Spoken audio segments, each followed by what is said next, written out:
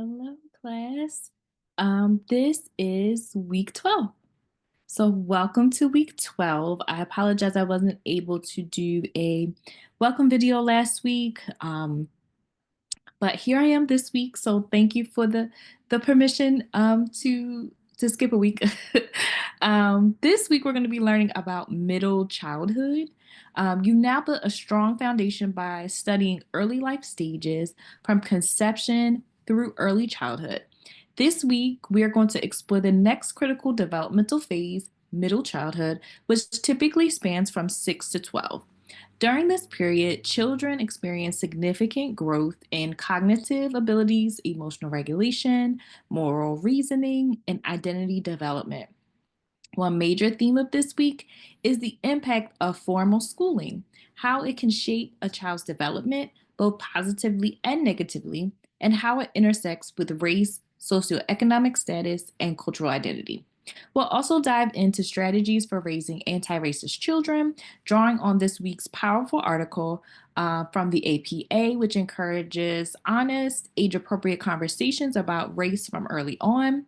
As future social workers, understanding how to support families and communities in raising children with empathy and awareness is critical to your role in promoting social justice and equity. This week aligns with the NASW Code of Ethics, particularly in the areas of dignity and worth of a person, social justice, and the importance of human relationships. It also builds on previous weeks where we explored the biological, psychological, and social systems that influence human behavior. And now we see how these systems play out during a time when school and peer groups become central to a child's world. Here's a little overview about your assignments for this week. So, of course, you'll have your facilitated discussion. You'll be responding to at least two classmates by Sunday. Be sure to incorporate your course readings and cite your sources within the response as well as at the end um, using APA format. Also, 12.2 is going to be your group presentation project overview. So it takes a little bit of pressure off of you. This week is lighter compared to other weeks. We just really have the facilitated discussion and the group presentation project overview. Your group will submit answers to the 6 overview questions, including your selected issue, demographic group, applicable theory, and resources. This is a key checkpoint where I just will review and provide feedback to guide your next steps. Make sure one member submits your final version by the deadline, which is Sunday. As always, keep asking questions, stay engaged with your group, and let me know if there are anything that comes up. Looking forward, what you can kind of expect with your group project timeline is that the final project is going to be due week 14. So it's really important for you to definitely start testing out VoiceThread as it is a little learning curve. Um, and it can be difficult to manage. You can reach out to the IDEA team if you're having issues with how to use VoiceThread. But your project is due week 14. And then week 15, you'll be watching at least one other group's presentation and then commenting on it, just like you would do like a discussion post. So as always, don't hesitate to reach out. I do want to kind of just show you where to go and kind of what to do with your group project really quickly. So this is 12.2. And so here are the 6 things. Please indicate the social work issue your group will work on. Please indicate the target group that your group will focus on. Note the major theories that you will be applying. Indicate the relevant program, intervention, policy, and advocacy initiatives. Provide 3 to 4 relevant web and academic sources like articles or books that you're going to be using for your presentation. And then list any outstanding questions you may have related to the assignment. And then this will be graded. Everybody will get the same grade. If you remember, I'm going to stop sharing, and I'm going to share the last announcement that I made in terms of the group project.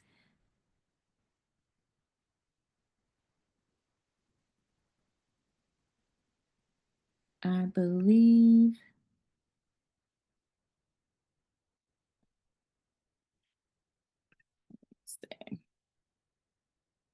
No, I think it was, if you go to, was it week 9? I think it's week 9. Let me see.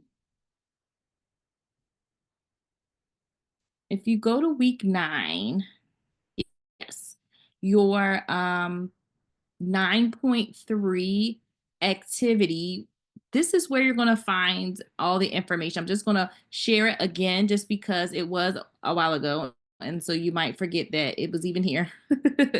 But when I initially had you sign up for the different groups, in which you have done that already, but I also provided some guidance in terms of the topics to select for each developmental stage. So, conception to infancy, some of the topics you may want to hit are Black maternal mortality, infant mortality, barriers to prenatal care for undocumented immigrants. So, just different things that you can apply. So what you're doing is you have this stage, um, but also you're going to be learning about um, various things that's going on with this stage, right? So let's just kind of go back just a little bit. Um, You're going to be using a critical contemporary issue, but you're going to be using it in the context of your developmental stage. That's what I wanted to make sure you knew, right? So you had a critical contemporary issue, but you're going to relate it to the stage that you picked. And so that's why I wanted to give you a plethora of ideas. You don't have to pick an idea on here. I'm just giving you examples of things that you can use. So, conception to infancy, you could pick any social or critical issue that you may think of during that time, right? Anything about maternal child health really could be in there.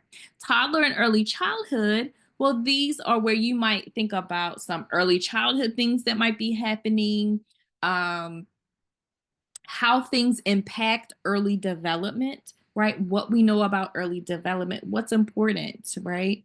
You might want to talk about how um, anything that has to do with childhood and early childhood, child maltreatment and CPS involvement disparities, language gap. I was thinking of reading, right? You start reading during this time. So what may indicate that? We also talk a lot about the the pipeline to prisons that normally start in kindergarten, pre-K, right? It's like a pipeline. So you could talk about that. So anything, these are just examples. You don't have to pick off of this list, but anything that impacts children during that age or adults, depending on which stage you have. Middle childhood, which we're going to talk about this week, you may want to talk about any of these things: child obesity, parental incarceration. Really, you could do anything because middle childhood is pretty general. So anything that impacts children, you could use that. Adolescence, right? So that age is also critical. And so there's a lot of things that you could also be discussing during that. You could talk about, oh, yeah, I was about to say teenage pregnancy, and that's on the list. Teenage pregnancy. You could talk about juvenile justice, racial profiling. You could talk about youth right now, also making sure that you're having that understanding that you want to kind of bring in that macro piece to it as well. Young and middle adulthood, student loan debt. Um, if you fall in this category, you can think about some things that impact you right now. Maybe if you are having mental health issues, different things like that. And then late adulthood and final years. So literally for our young and middle adulthood, you could use anything that impacts adults, honestly. Gave you some tips, but late adult and final years, these are going to be the things that we typically think about for our elderly population. So as we have an aging population, what are some things that we should be considering, some critical issues? And again, it doesn't have to be on this list, but I wanted to give you a start, right? Because sometimes when you're working from scratch, it can be difficult. The other thing I wanted to let you know is that you can use ChatGPT, right?